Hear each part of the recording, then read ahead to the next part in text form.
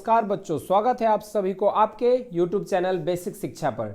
जैसे कि काफ़ी बच्चों के जो है कमेंट्स आ रहे थे कि सर एग्रीकल्चर से तो तैयारी तो हम लोग करेंगे, एग्रीकल्चर के लिए हम लोग तैयारी कर रहे हैं, बीएससी एजी के एग्जाम की प्रिपरेशन कर रहे हैं, लेकिन बेसिक जो हम लोगों को बीएससी इंट्रांस एजी के लिए एग्रीकल्चर की सिलेबस क्या है। जैसे कि काफ़ी बच्चे हमारे साथ जुड़े रहते हैं जो मैथ्स और बायो बैकग्राउंड के बच्चे रहते हैं, जिनको एग्रीकल्चर की सिलेबस या क्या एग्रीकल्चर के बारे में कुछ नहीं आइडिया रहता है। तो उन सभी का ये डाउट्स रहता है कि सर एग्रीकल्चर का सिलेबस क्या है, क्या हम समय रहते एग्रीकल्चर का सिलेबस कवर कर पाएंगे या नहीं। तो उन सभी के डिमांड में जो है आज की वीडियो में जो है इस वीडियो में मैं बात करने वाला हूँ पूरी एग्रीकल्चर की सिलेबस के बारे में। और ये जो एग्रीकल्चर का सिलेबस क्या, बच्चों के ये भी डाउट्स आएंगे कि सर क्या ये एग्रीकल्चर का सिलेबस आईसीएआर के लिए है, बीएचयू के लिए है, या यूपी कैडेट के लिए है, या बिहार कंबाइंड या जेट एग्जाम्स के लिए है। तो बच्चों, मेरे प्यारे बच्चों, मैं आप सभी को ये बता दूं कि जो मैं एग्रीकल्चर की सिलेबस यहाँ बताने जा रहा हूँ वो सिर्फ आपको सिर्फ बीएचयू एजी या आईसीआर के लिए नहीं, ओवरऑल जितने भी एग्रीकल्चर के जो अंडर ग्रेजुएशन लेवल पे जो एग्जाम्स होते हैं, जो आपके यूनिवर्सिटी इंट्रांस के लिए जो टेस्ट होते हैं, चाहे वो आपके स्टेट लेवल पे हो, चाहे आपके जो है नेशनल लेवल पे हो, चाहे वो बीएचयू का इंट्रांस हो, सारे एग्जाम्स के जो बच्चों सिलेबस जो होता है एग्रीकल्चर पोर्शन का वो कॉमन रहता है। ठीक है, बस होता क्या है, थोड़ी सी क्वेश्चन की पैटर्न में जो है वेरिएशंस रहती है। जैसे बीएचयू में जो है कुछ चैप्टर्स पे स्पेशली फोकस दिया जाता है, तो उसके लिए हम लोग इंडिविजुअली भी बातें करेंगे। जैसे जब यूपी कैडेट पे बात करेंगे, बिहार कंबाइंड पे बात करेंगे, तो इन सब पे भी जो है हम लोग वीडियोस लेकर आने वाले हैं। ठीक है, तो इस वीडियो में पार्टिकुलरली हम लोग जो है बच्चों एग्रीकल्चर की सिलेबस के बारे में बात करते हैं, जो कि आपके आईसीएआर, यूपी कैडेट, बिहार कंबाइंड जैसे जो एग्जाम्स होते हैं और jet exams and other state agricultural exams के लिए नेसेसरी होने वाला है। ठीक है, तो चलिए देख लेते हैं क्विक रिव्यू हमारा सिलेबस में जो है क्या क्या पोर्शन हम लोग को इंक्लूड करना है। तो बच्चों बेसिक जो है ये हमारा कोर सब्जेक्ट्स, जैसे आप बात करते हैं हम लोग एग्रीकल्चर में, तो ये एग्रीकल्चर के पिलर्स हैं।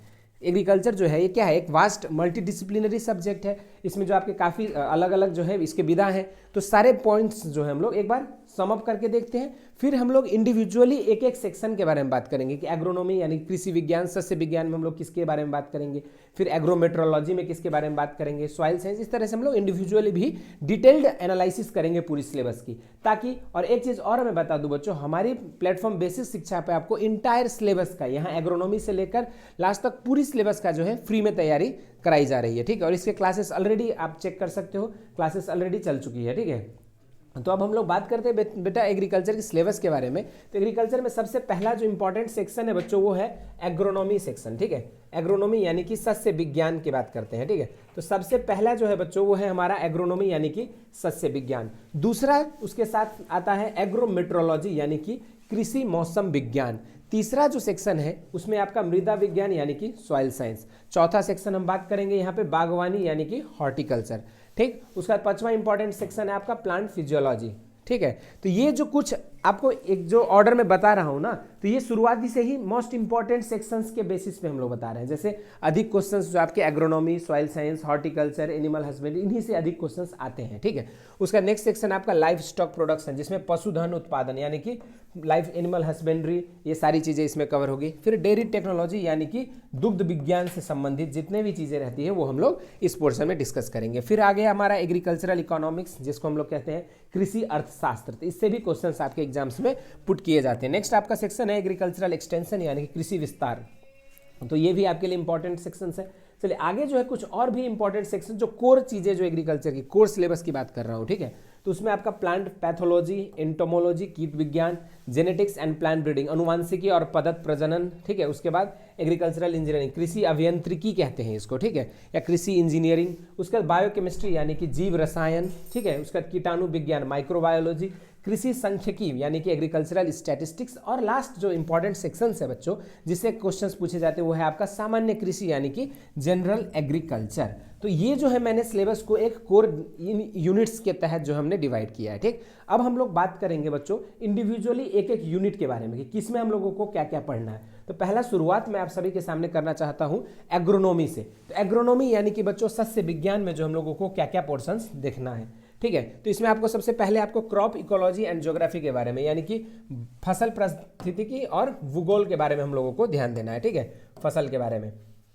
उसके बाद बच्चों नेक्स्ट आपको ध्यान देना है खरपतवार प्रबंधन यानी कि वीड मैनेजमेंट। अब वीड मैनेजमेंट में क्या पढ़ोगे, तो वीड्स क्या होते हैं, उसकी कैसे प्रबंधन की जाती है, मैनेजमेंट कैसे करते हैं, उसके वीड्स के प्रकार, खरपतवार के, फिर कीटनाशक के बारे, खरपतवारनाशी के बारे में। तो इस तरह से ये सारी चीज़ें डिटेल्ड हम लोग एनालिसिस इंडिविजुअल क्लासेस में हम लोग करते रहेंगे। फिर हम लोग शुष्क भूमि यानी कि ड्राई लैंड एग्रीकल्चर जो होती है, शुष्क खेती भी इसको कहते हैं, ठीक।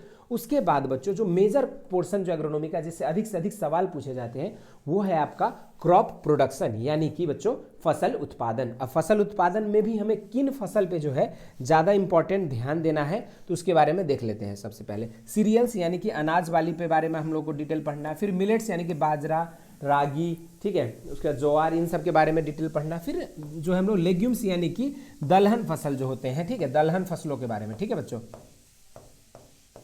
उसके बाद बच्चों तिलहन फसल के बारे में हम लोग को ध्यान देना है जो तेल उत्पादन के लिए यूज़ किया जाता है। फिर हम लोग फाइबर फसलें जो रेशा वाले जो फसल होते हैं जैसे कॉटन, जूट, ये सब के बारे में डिटेल ध्यान देना है। उसके बाद बच्चों हम लोग बात करेंगे गन्ना, tobacco, fodder and forage crop यानी कि गन्ना, टोबैको जैसे जो नगदी फसल होते हैं ना उनके बारे में भी हमें अधिक डिटेल में पढ़ने की ज़रूरत होती है। फिर उसके बाद हम लोग बात करें चारागाह फसल और चारा के लिए जो प्रयोग होते हैं उन फसलों के बारे में जैसे बरसीम वगैरह हो गया, लूसर्न हो गया, इन सब के बारे में भी हमें डिटेल पढ़ना है बच्चों। और इन सब में भी हम लोग क्या क्या चीज़ पढ़ेंगे तो उसके लिए जो आपको बता दूं, इसकी उत्पत्ति स्थान से लेकर इनके कुल, इनका गुणसूत्र संख्या से लेकर इनकी खेती कैसे होती है, उपज की मात्रा, ये सारी चीज़ें हम लोग डिटेल जो है उसमें देखेंगे, ठीक है बच्चों। नेक्स्ट जो आपका सेक्शन है वो है आपका सिंचाई और जल प्रबंधन यानी कि इरिगेशन एंड वाटर मैनेजमेंट। इसमें लोग सिंचाई के बारे में पढ़ेंगे, सिंचाई के प्रकार के बारे में पढ़ेंगे और जल प्रबंधन, कितना जो है रेनफॉल क्या होता है, प्रेसिपिटेशन क्या होता है, जल प्रबंधन से रिलेटेड चीज़ें कि कैसे आप वाटर को यूज इफिशिएंसी बढ़ा सकते हो, कैसे किस खेती में, किस भूमि में कैसे खेती की जाती है, कैसे जल को मैनेज किया जाता है, कौन सी फसल में सिंचाई की विधि क्या होती है। तो इन सब सारे चीज़ों में जो हम लोग डिटेल बातें इसमें करेंगे, ठीक है। उसके बाद बच्चों आगे हम लोग देख लेते हैं एग्रोमेट्रोलॉजी यानी कि कृषि मौसम विज्ञान के बारे में। तो देखो कृषि मौसम विज्ञान से भी जो आपके इंपॉर्टेंट क्वेश्चंस पूछे जाते हैं, तो देख लेते हैं हम लोग फटाफट इसमें क्या क्या पढ़ना है। सबसे पहले तो हम लोग को जनरल मेटियोरोलॉजी और क्लाइमेटोलॉजी यानी कि इसमें डिफरेंस क्या होता है, क्लाइमेट क्या होता है, वेदर क्या होता है, जलवायु और मौसम क्या होते हैं, इसके बारे में देखना है। नेक्स्ट हम लोगों को एग्रीकल्चरल क्लाइमेटोलॉजी को अलग से हम लोगों को डिटेल में पढ़ना है। इसमें हम लोग सारे फैक्टर्स जैसे क्लाइमेट यानी कि जलवायु में क्या क्या आता है, टेम्परेचर, रिलेटिव ह्यूमिडिटी, ठीक है, इस तरह से जो है आपके सारे कंपोनेंट्स जो इसके हैं उसके इंडिविजुअल स्टडी और उनके लिए कौन सा यंत्र का प्रयोग करते हैं, ये सारी चीज़ें हम लोग डिटेल स्टडी इसमें करेंगे, ठीक। उसके बाद बच्चों हम लोग मौसम की भविष्यवाणी यानी कि वेदर फॉरकास्टिंग, इसमें हम लोग कुछ रिसर्च स्टेशंस के बारे में जैसे IMD वगैरह का इस्टेब्लिशमेंट कहाँ था, हेडक्वार्टर कहाँ है, अभी चेयरमैन डायरेक्टर कौन है, तो ये सारी चीज़ें हम लोग इसमें मौसम की भविष्यवाणी में पढ़ने वाले हैं। उसके बाद बच्चों हम लोग बात करेंगे मॉनसून एंड इट्स टाइप्स यानी कि जो मॉनसून जो रेनफॉल होती है वो कितने प्रकार की होती है, जैसे north east monsoon, south west monsoon, उनके प्रकार। उसके बाद कब शुरू होती है, कब खत्म होती है, कब विड्रॉल होती है, भारत में मुख्य मानसून क्या है, किसके कारण से मानसून होती है, ये सारी चीज़ें, तमाम चीज़ें हम लोग इसमें अध्ययन करने वाले हैं, ठीक है। तीसरा जो इंपॉर्टेंट सेक्शन था बच्चों जिससे क्वेश्चंस पूछे जाते हैं वो था आपका मृदा विज्ञान यानी कि सॉइल साइंस। अब बच्चों सॉइल साइंस की अगर हम बात करें तो सबसे पहला हम लोगों का पेडोलॉजी संबंधी हम लोग बातें करेंगे, जैसे मृदा का उत्पत्ति कैसे हुआ था, उसकी अध्ययन को क्या कहते हो, मृदा है क्या, किस भाषा से लिया गया है सॉइल शब्द, ये सारी चीज़ें। उसके कैरेक्टरिस्टिक्स के बारे में, प्रॉपर्टीज ऑफ सॉइल यानी कि मृदा के गुण के बारे में हम लोग 1 by 1 डिस्कस करेंगे। मृदा के रासायनिक गुण क्या है, भौतिक गुण क्या है, जैविक गुण क्या है यानी कि फिजिकल, केमिकल और बायोलॉजिकल प्रॉपर्टीज़ के बारे में 1 by 1 बताऊंगा, ठीक है। उसके बाद बच्चों हम लोग बात करेंगे सॉइल फर्टिलिटी के बारे में यानी कि मृदा की उर्वरता के बारे में, कि मृदा की फर्टिलिटी और प्रोडक्टिविटी, बच्चों मृदा के उत्पादकता और मृदा की जो है उर्वरता, इन दोनों में क्या अंतर होता है, ये सारी चीज़ें बात करेंगे। इसके कॉन्स्टिट्यूएंट्स क्या क्या है, इसके कंपोनेंट क्या क्या है, पोषक तत्व क्या है, कौन कौन सी पोषक तत्वों की जरूरी होती है, क्यों जरूरी होती है, सारे पोषक तत्वों के बारे में डिटेल में पढ़ना है कि किसकी कमी से फसलों में क्या समस्या आती है, मृदा में किस चीज़ की ज़्यादा होने से मृदा अम्लीय हो जाता है, किस चीज़ के मृदा में ज़्यादा होने से क्षारीय हो जाती है, ये सारी चीज़ें हम लोग जो है इसमें पढ़ेंगे बच्चों। नेक्स्ट हम लोग पढ़ेंगे सॉइल माइक्रोबायोलॉजी। जैसे कि आप सभी जानते हो कि मृदा में जो है सूक्ष्म जीव भी रहते हैं, तो उन सारे जीव के बारे में, बैक्टीरिया कौन कौन से पाई जाती है, अमाउंट में संख्या वाइज कौन सी ज़्यादा पाई जाती है, वजन के हिसाब से कौन सी ज़्यादा पाई जाती है, ये सारी चीज़ें हम लोग जो है सॉइल माइक्रोबायोलॉजी में पढ़ेंगे, ठीक है। उसके बाद जो है बच्चों में बात करूँ आप सभी के सामने, तो नेक्स्ट सेक्शन आपका जो है हॉर्टिकल्चर यानी कि बागवानी। हॉर्टिकल्चर बेटा एक ऐसा सेक्शन है जिससे अधिक क्वेश्चंस जो आपके एग्जाम पूछे, जैसे एग्रोनॉमी, सॉइल साइंस, उसके बाद जो हॉर्टिकल्चर से भी आपके एग्जाम में अधिक क्वेश्चंस पूछे जाते हैं। तो इसमें हम लोगों को मेनली जो है ये 5 विधाओं में मैंने हॉर्टिकल्चर के सिलेबस को डिवाइड किया है।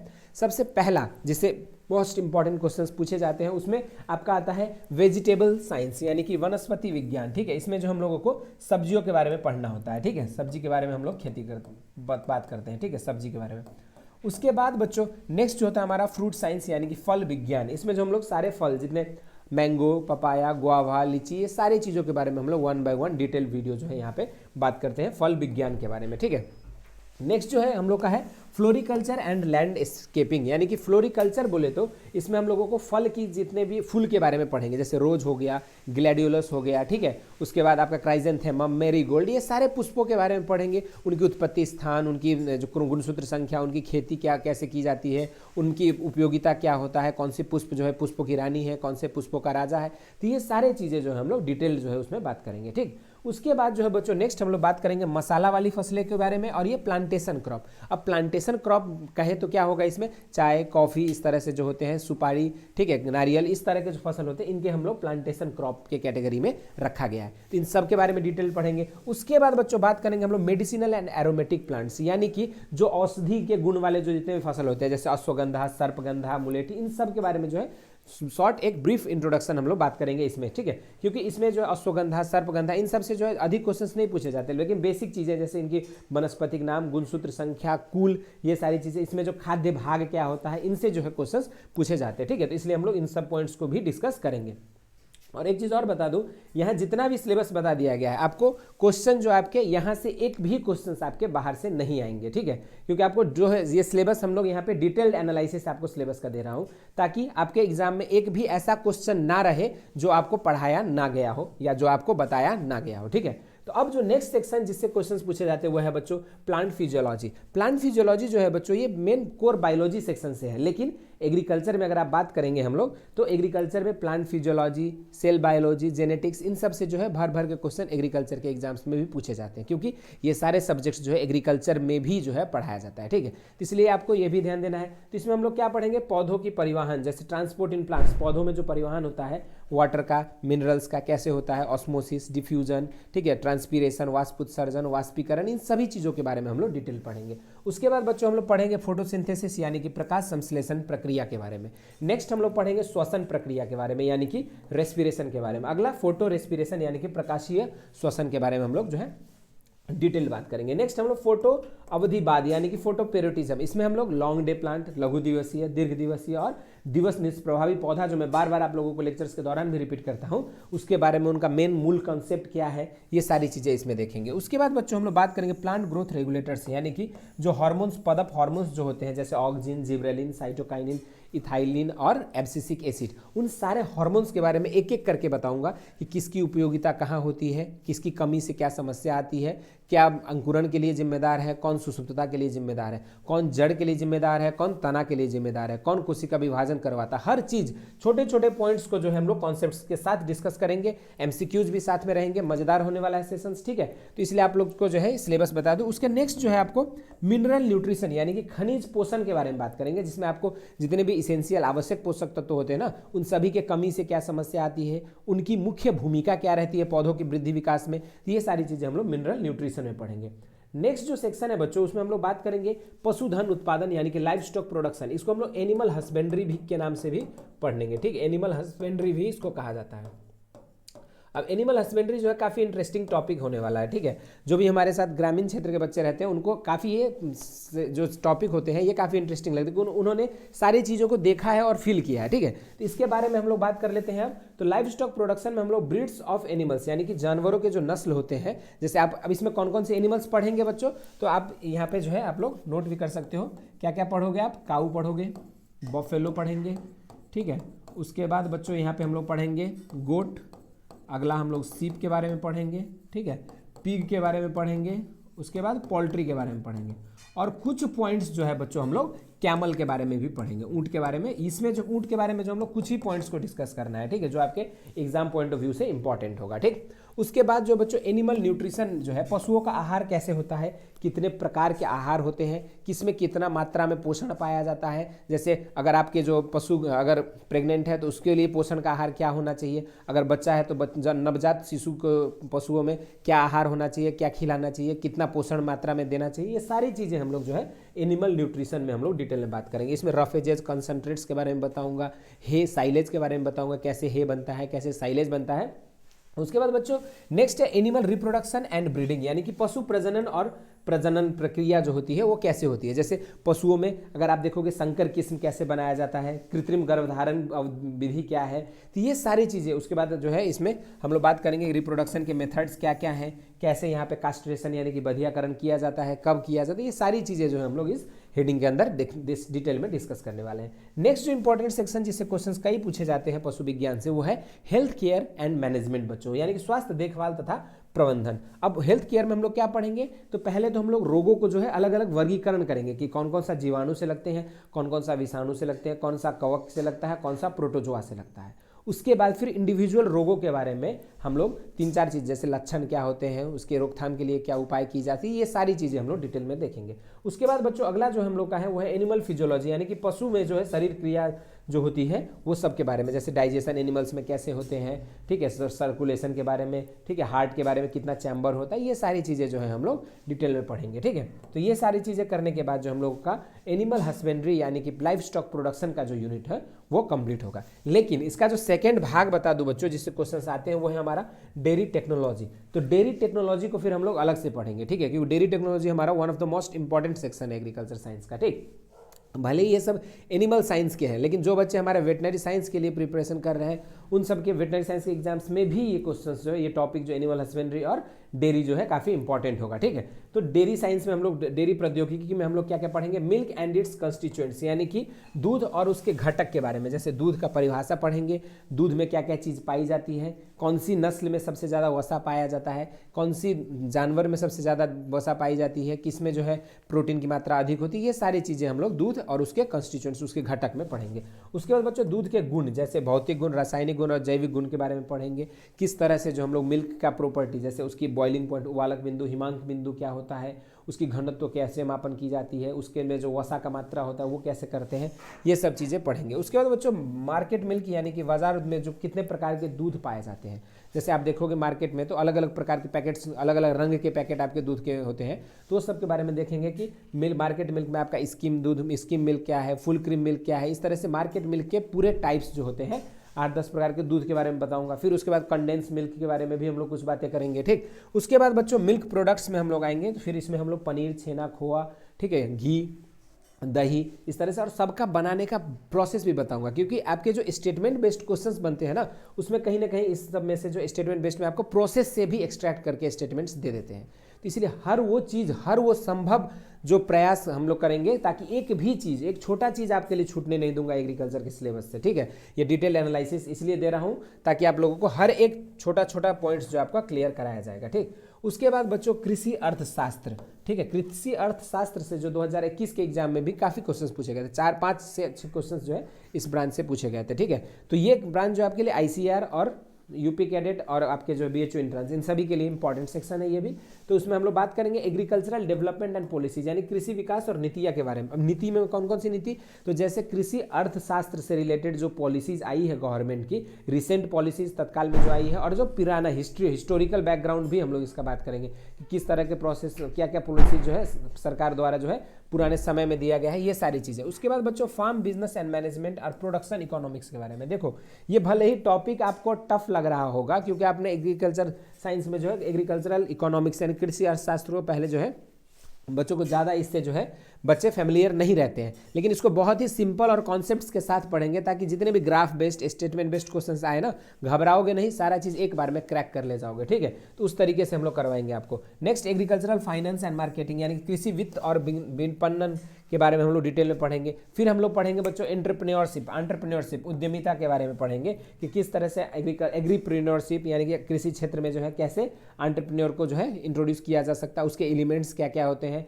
फिर इसमें जो है हम लोग बात करेंगे प्रोडक्शन एंड ऑपरेशन मैनेजमेंट, इसमें उत्पादन और संचालन प्रबंधन के बारे में भी बात करेंगे कि क्या क्या इसके यूनिट्स होते हैं, जैसे P प्रोडक्शन, इस तरह से 3P पॉलिसी, 7P, इस तरह सारे प्रिंसिपल्स वगैरह के बारे में भी हम लोग डिटेल्ड स्टडी जो है हम लोग कृषि अर्थशास्त्र में करेंगे। उसके बाद बच्चों हम लोग नेक्स्ट आपका जो सेक्शन है वो है कृषि विस्तार यानी कि एग्रीकल्चरल एक्सटेंशन। अब एग्रीकल्चरल एक्सटेंशन में बेसिकली जो चीज़ें हम लोगों को देखना है वो है सरकार के योजनाएं, जितने भी आपके सरकार की योजना है और उससे एसोसिएटेड जो व्यक्ति होते हैं, जैसे हम लोग पढ़ते हैं ना मार्थेंडम प्रोजेक्ट, स्पेंसर हैथ संबंधित व्यक्ति, तो इसी तरह के जो छोटे छोटे जो प्रोजेक्ट्स आपके सरकार के आपको आज़ादी से पूर्व या आज़ादी से बाद में जो भी योजनाएं आई है उन सब योजनाओं के बारे में, उस योजना से संबंधित व्यक्तियों के बारे में सारी चीज़ें हम लोग डिटेल में यहाँ पे करेंगे। उसके बाद fundamentals of extension and management यानी कि विस्तार और संचार के मूल सिद्धांतों के बारे में पढ़ेंगे। अब सिद्धांत में मतलब हम लोग कम्युनिकेशन, संचार के डिफरेंट प्रकार होते हैं, जैसे इंडिविजुअल, ग्रुप, मास, तो उसकी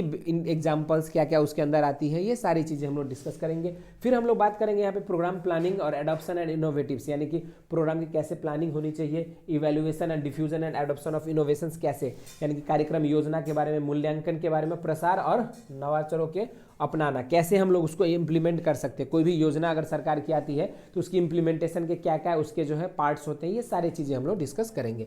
उसके बाद बच्चों विस्तार मैनेजमेंट यानी एक्सटेंशन मैनेजमेंट के बारे में बात करेंगे कि क्या एक्सटेंशन की मेन प्रिंसिपल क्या होती है, कैसे उसको विस्तार जो होते हैं कोई भी टेक्नोलॉजी का करते हैं उसको कैसे मैनेज किया जा सकता है प्रॉपर तरीके से, ये सारी चीज़ों के बारे में। फिर हम लोग बात करेंगे उद्यमिता विकास यानी कि एंटरप्रेन्योरल डेवलपमेंट के बारे में। इसके बेसिक बच्चों हम लोग इसमें यही बात करेंगे कि एंटरप्रेन्योरशिप क्या होता है, उसके एलिमेंट्स क्या क्या होते हैं, अभी हाल में कितने गवर्नमेंट के पॉलिसीज आए हैं, चाहे योजनाएं आई हैं जो एंटरप्रेन्योरशिप को डेवलप करती है, ये सारी चीज़ें हम लोग बात करेंगे। ठीक है, उसके बाद different government schemes and programmers. Programmers मतलब होता है किसने जो है ये योजना शुरुआत किया है। ठीक है, अब वो हम लोग बहुत ही पुराने परापूर्व काल से पढ़ते आएंगे, जैसे आज़ादी से पूर्व जो योजनाएं आई थी वो भी, और अभी रिसेंट में हाल फिलहाल में जो योजनाएं हैं वो भी, शुरुआत से लेकर लास्ट तक की सारी योजना, उनकी मिति और उनसे रिलेटेड व्यक्ति के बारे में बताऊंगा। ठीक है, तो ये सारी चीज़ें करने के बाद आपका कृषि प्रसार भी जो है कंप्लीट हो जाएगा। उसके बाद बच्चों नेक्स्ट जो आपका सेक्शन है वो है आपका प्लांट पैथोलॉजी। अब प्लांट पैथोलॉजी कहें अगर, तो प्लांट पैथोलॉजी में क्या होता है, आपको सिंपल पौधों में लगने वाले रोगों के बारे में, चाहे वो रोग कवक से लगे, जीवाणु से लगे, विषाणु से लगे, यानी कि प्लांट वायरस, बैक्टीरिया, फंगस, किसी से भी लगने वाले रोगों के बारे में पढ़ेंगे। और पहले तो एक डिटेल इन्फॉर्मेशन बताऊंगा कि आपको हिस्ट्री ऑफ प्लांट पैथोलॉजी के बारे में बताऊंगा। फिर हम लोग बात करेंगे यहाँ पे माइकोलॉजी और बैक्टीरियोलॉजी। अब देखो माइकोलॉजी और बैक्टीरियोलॉजी आपको पूरी डिटेल नहीं देखनी है, बस ये देखना है कि कौन कौन से कवक हमारे पौधों में इन्फेक्ट करते हैं, कौन कौन से बैक्टीरिया के कारण से पौधों में रोग लगता है। और एक चीज़ और बताऊंगा मैं कि एक जनरल कॉन्सेप्ट, ताकि आप लोगों को, जो मैथ वाले बच्चे होते हैं जो बायोलॉजी कभी नहीं पढ़े हैं, तो उनके अंदर क्या होता है, एक डर सा रहता है कि कैसे हम लोग वैज्ञानिक नामों को कैसे देखेंगे, तो उसको लिए घबराना नहीं है। एक ट्रिक के साथ और टिप्स देकर मैं जो है ये सारी चीज़ें कंप्लीट कराऊंगा कि आपके लिए जो है कोई दिक्कत नहीं आने दूंगा। ठीक है, जो भी हमारे मैथ बैकग्राउंड के बच्चे हैं, ठीक, क्योंकि आप लोग बायोलॉजिकल नेम्स से जो है घबराते हो, तो वो डर भी आप लोग का दूर करूंगा। ठीक है, उसके बाद बच्चे नेक्स्ट है आपका fungal disease of plant crop plants, यानी कि फसल में जो लगने वाले कवक से लगने वाले रोगों के बारे में। ठीक है, जैसे हम लोग बात करते हैं ना अलग अलग फसल में, धान, गेहूं, बाजरा, जौ, इन सभी में, जैसे चाहे आम हो गया, पपीता हो गया, इन सभी में लगने वाले जो रोग हैं, इन सब के बारे में बात करेंगे जो कवक से लगते हैं। फिर हम लोग बात करेंगे जो जीवाणु से लगते हैं, विषाणु से लगते हैं। ठीक है, तो पौधों में जीवाणु और विषाणु से लगने वाले रोगों के बारे में पढ़ेंगे। फिर हम लोग बात करेंगे कि कैसे रोगों की प्रबंधन की जाती है, यानी कि मैनेजमेंट ऑफ प्लांट डिजीज के बारे में, तो पौधों की बीमारियों का प्रबंधन कैसे हो सकता है उसके बारे में भी बातें करेंगे। फिर हम लोग लास्ट में बात करेंगे निमैटोलॉजी के बारे में। ठीक है, ये आपका जो है होगा निमैटोलॉजी के बारे में। ठीक है, निमैटोलॉजी में हम लोग जो है सूत्रकृमि के बारे में पढ़ेंगे। ठीक है, इसकी डिटेल्ड स्टडी होगी।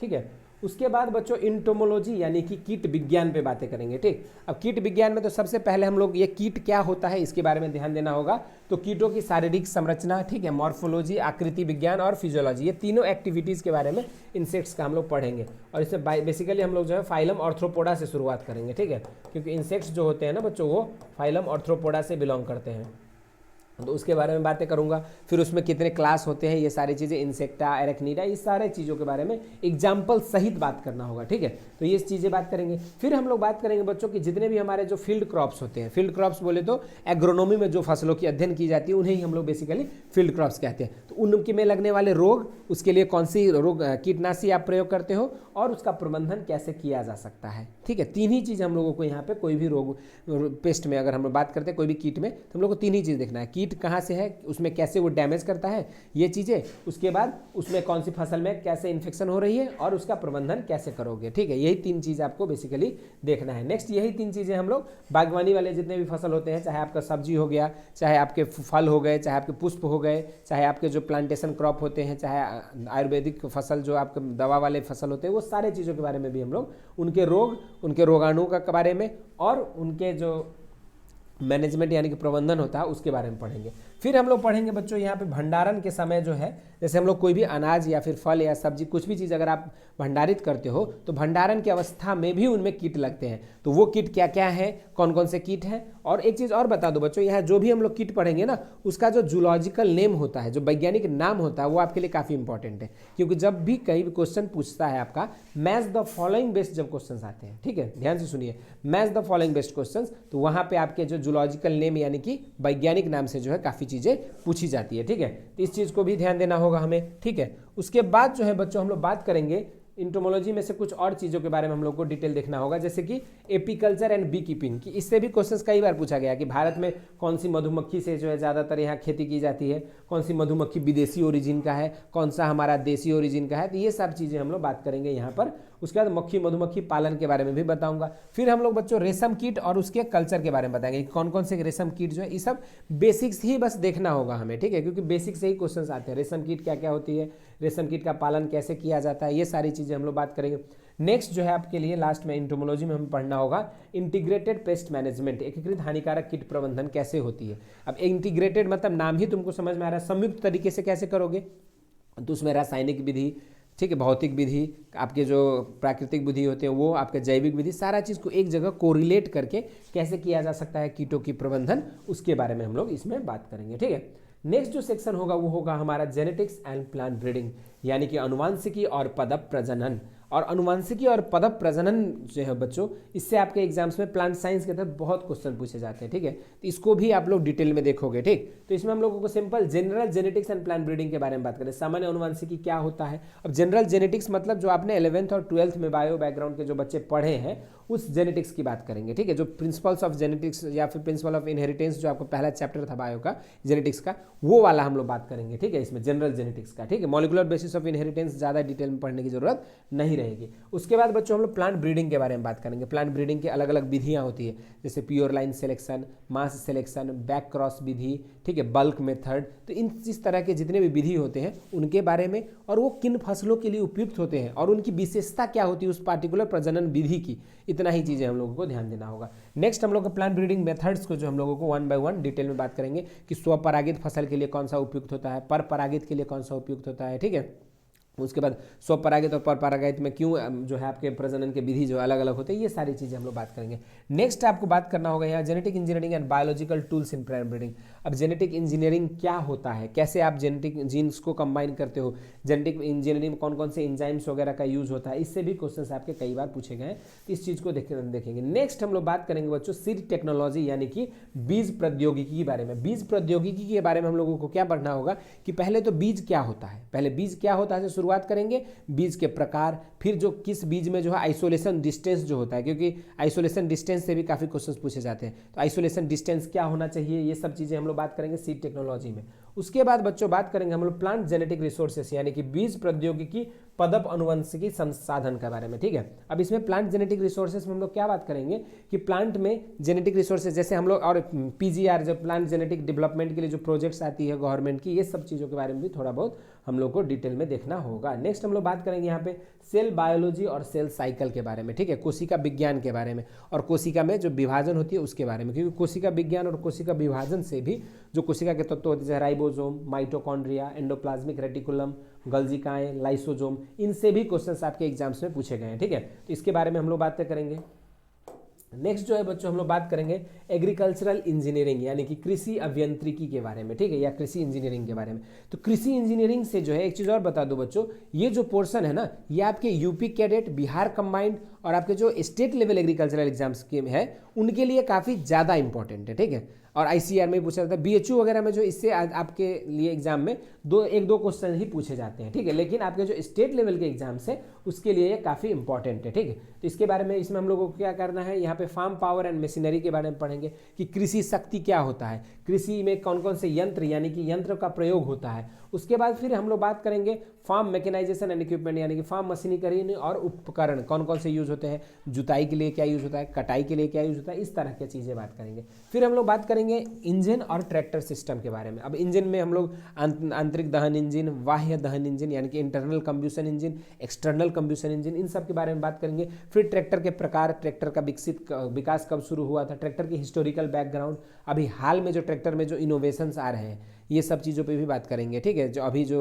सीएनजी बेस्ड ट्रैक्टर कौन कंपनी निकाला, ये सारी चीज़ें जो है आपको करंट अफेयर को रिलेट करते हुए बच्चों हम लोग पढ़ेंगे, ताकि आप कोई भी एग्जाम्स एग्रीकल्चर को दो ना, आप कहीं भी जो है चूकोगे नहीं, क्योंकि हर चीज़ में मैं करंट अफेयर्स के डाटाज भी घुसा के जो हम लोग यहाँ पे बातें करने वाले हैं, ठीक। उसके बाद बच्चों यहाँ पे टिलेज एंड इट्स टाइप यानी कि जुताई और उसके प्रकार के बारे में पढ़ेंगे, जैसे डीडो टिलेज क्या होता है, न्यूनतम टिलेज यानी कि मिनिमम टिलेज क्या होता है, कंजर्वेशनल टिलेज क्या है, ठीक है, primary tillage, secondary tillage, tertiary tillage, उसमें लगने वाले उपकरण कौन कौन से यूज होते हैं, ये सारी चीज़ें को डिटेल्ड एनालिसिस होगी यहाँ पे, ठीक। नेक्स्ट हम लोग बात करेंगे sowing methods and its types यानी कि बुआई के तरीके और उसके प्रकार। जैसे बुआई के तरीके में आपका छिड़कौआ विधि, ब्रॉडकास्टिंग क्या होता है, सीड ड्रिल विधि क्या होता है, डिबलिंग विधि क्या होती है, ठीक है। उसके बाद जो है बच्चों हम लोग बात करेंगे यहाँ पे फर्ब विधि क्या होता है, BBF broad bed and furrow विधि क्या होती है, ठीक है। कौन सी फसल के लिए क्या विधि उपयुक्त होनी चाहिए, छोटे दाने वाले फसल के लिए क्या बुआई की गहराई होनी चाहिए, ये सारी चीज़ें तमाम चीज़ें जो है एक जगह पे हम लोग डिस्कस करेंगे। नेक्स्ट हम लोग बात करेंगे डिफरेंट एग्रीकल्चरल इंप्लीमेंट्स यानी कि हल के बारे में, कुदाली के बारे में, ठीक है, स्पेड,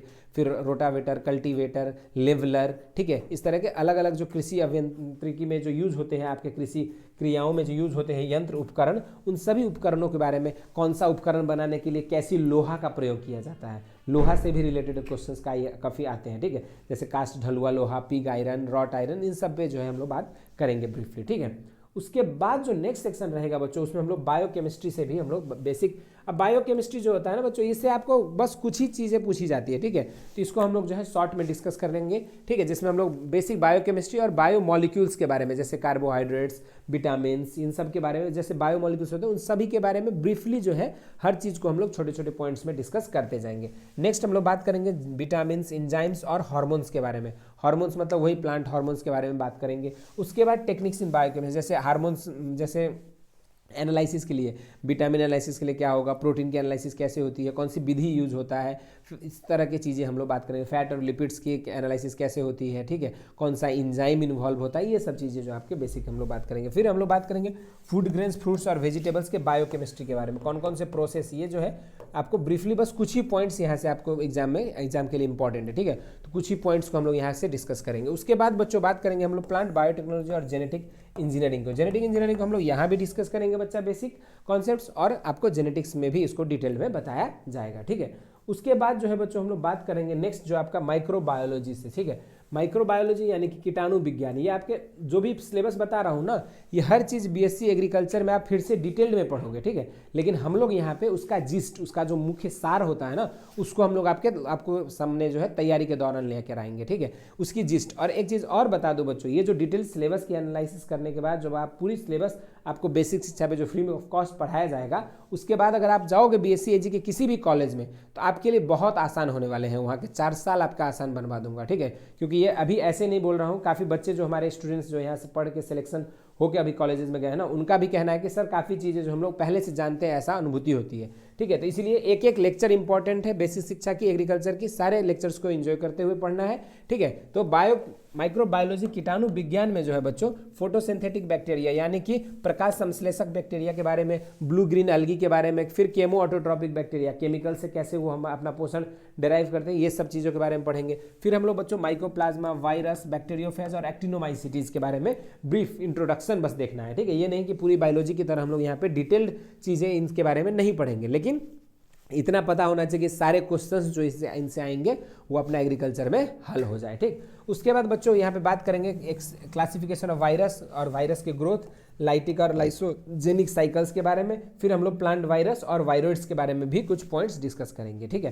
तो ये था आपका माइक्रोबायोलॉजी का सिलेबस बच्चों, ठीक है। उसके बाद एग्रीकल्चरल स्टैटिस्टिक यानी कि कृषि सांख्यिकी के बारे में अगर हम बात करें तो इसमें आपके लिए इससे क्वेश्चन आपके 3-4 क्वेश्चन ही पूछे गए हैं अभी तक, ठीक है। लेकिन ऐसा 2 लेक्चर में ही हम लोग इसको पूरा कवर करवा दूंगा, ठीक है। और 2 लेक्चर से आपको बाहर एक भी क्वेश्चन जो है आपके पूछे नहीं जाएंगे, ठीक है। तो इसमें क्या क्या देखना है पहले देख लेते हैं। मेजर ऑफ सेंट्रल टेंडेंसी के बारे में बात करेंगे, केंद्रीय प्रवृत्ति का उपाय, उसके बाद जो है फैलाव मेजर ऑफ डिस्पर्सन के बारे में बात करेंगे, फिर रैंडम वेरिएबल डिस्क्रीट और कॉन्टिन्यूअस यानी कि यादृच्छिक चर जो होते हैं असत और निरंतर, इन दोनों के बारे में पढ़ेंगे। डिस्क्रीट रैंडम वेरिएबल क्या होता है, कॉन्टिन्यूअस रैंडम वेरिएबल्स क्या होते हैं, इन सब के बारे में। फिर डिस्क्रीट प्रोबेबिलिटी डिस्ट्रीब्यूशन, बाइनोमियल और पॉइसन डिस्ट्रीब्यूशन, ये जो पॉइसन डिस्ट्रीब्यूशन और बाइनोमियल डिस्ट्रीब्यूशन है उनके बारे में भी बताऊंगा। और बताऊंगा हम लोग यहाँ पे नॉर्मल डिस्ट्रीब्यूशन के बारे में, इनका कर्व कैसा होता है, क्या इसकी फीचर है नॉर्मल डिस्ट्रीब्यूशन की, मीन मीडियन मोड के बारे में बात करेंगे, रेंज के बारे में, स्टैंडर्ड डेविएशन, मीन डेविएशन, ये सारी चीज़ें जो मैथ, ये जो है चैप्टर मैथ वाले बच्चों के लिए काफ़ी इंटरेस्टिंग होगा, क्योंकि ये जो है उन्होंने मैथ्स में ऑलरेडी डिटेल में पढ़ा है, लेकिन वहाँ से कोर चीज़ें जो जिस्ट आपको उठा के यहाँ पे हम लोग प्रेजेंट करेंगे, ठीक है, आप सभी के सामने। उसके बाद बच्चों कुछ और पोर्शन भी आपके लिए एग्रीकल्चर स्टैटिस्टिक्स से इंपॉर्टेंट रहेगा, वो होगा कोरिलेशन और रिग्रेशन। अब ये नहीं कि सर यहाँ पे कोरिलेशन और रिग्रेशन पे सवाल लगवाएंगे, तो बिल्कुल नहीं, यहाँ पे बस कोरिलेशन की चीज़ें, उसकी फीचर्स, उसमें की वैल्यू क्या होती है कोरिलेशन कोफिशिएंट की, रिग्रेशन कोफिशिएंट की वैल्यू क्या होती है, कैसे इसमें फॉर्मूलाज, बस छोटी छोटी चीज़ें ही बात करना होगा, ठीक।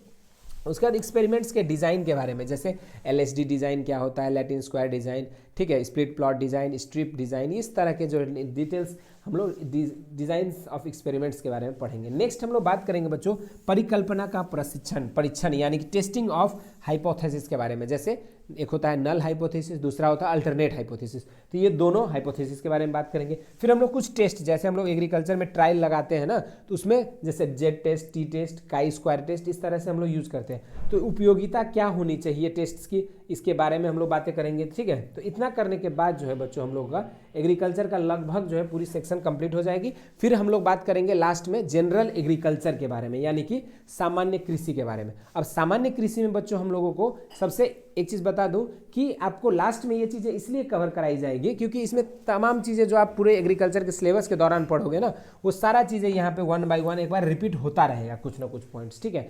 जैसे हम बात करेंगे यहाँ पे हिस्टोरिकल बैकग्राउंड ऑफ एग्रीकल्चर, यानी कि भारत में कृषि की शुरुआत कैसे हुई और विश्व में कैसे शुरुआत हुई, कौन से फसल सबसे पहली बार उगाए गए, कौन सा जानवर पहली बार पाला गया, तो इस तरह की चीज़ें इंटरेस्टिंग होने वाला है। कुछ ऐतिहासिक बातें करेंगे हम लोग इसमें, ठीक है। तो कृषि की ऐतिहासिक पृष्ठभूमि में जो हम लोग डिस्कस करेंगे इस चीज़ को। उसके बाद जो है बच्चों हम लोग रिसर्च इंस्टीट्यूशंस यानी कि अनुसंधान संस्थानों के बारे में बात करेंगे, जो ऑल ओवर इंडिया में जितने भी रिसर्च स्टेशंस है एग्रीकल्चर के अनुसंधान संस्थान, चाहे वो नेशनल लेवल पे हो, चाहे वो स्टेट लेवल पे हो, चाहे किसी भी फसल से संबंधित हो या आपके जो है उर्वरकों से संबंधित हो, तो इस तरह से हम लोग जो है यहाँ पर रिसर्च स्टेशंस के बारे में पढ़ेंगे। फिर हम लोग बच्चों पढ़ेंगे इंपॉर्टेंट गवर्नमेंट स्कीम्स के बारे में, यानी कि सरकार की महत्वपूर्ण योजनाओं के बारे में, कौन कौन सी योजना हमारे लिए लाभार्थी किसान कौन हो सकते हैं, ठीक है, कौन सी किसानों के लिए ये बनाया गया था, किस फसल पे आधारित करके योजनाएं लेकर आई गई थी, ठीक। उसके बाद हम लोग बात करेंगे यहाँ पे FAO के बारे में भी हम लोग बात करेंगे, फूड एंड एग्रीकल्चर ऑर्गेनाइजेशन, ठीक है।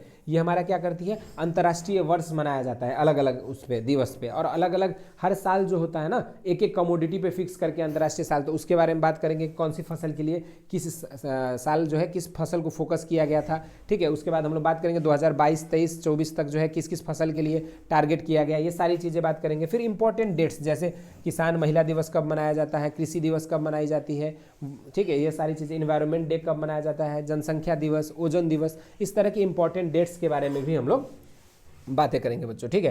तो ये सब करने के बाद जो है जनरल एग्रीकल्चर की पूरी सिलेबस कंप्लीट होने के बाद हमको आपको हमारे ही प्लेटफॉर्म पे जो है आपको पूरे MCQs के सेशंस भी मिलेंगे, ठीक है। तो ये पूरा डिटेल्ड एनालिसिस था हमारा एग्रीकल्चर का सिलेबस का, जो कि आपके ICAR, BHU एंट्रांस, आपके स्टेट एग्जाम, चाहे अगर आप यूपी से हैं तो यूपी कैडेट, Bihar combined, JET, MP PAT, इन सारे एग्जाम्स के लिए जो आपको बेसिक ये पूरी एग्रीकल्चर की सिलेबस होगी, और ये पूरी एग्रीकल्चर की सिलेबस आपको बेसिक शिक्षा हमारे प्यारे प्लेटफॉर्म पे आपको फ्री ऑफ कॉस्ट जो है तैयारी कराया जाएगा। और इसका जो यात्रा है हमारा ऑलरेडी शुरू हो चुका है, आप वीडियो चेक कर सकते हैं और वहाँ से जो है क्लासेस अटेंड कर सकते हैं। Thank you students, thanks for watching us.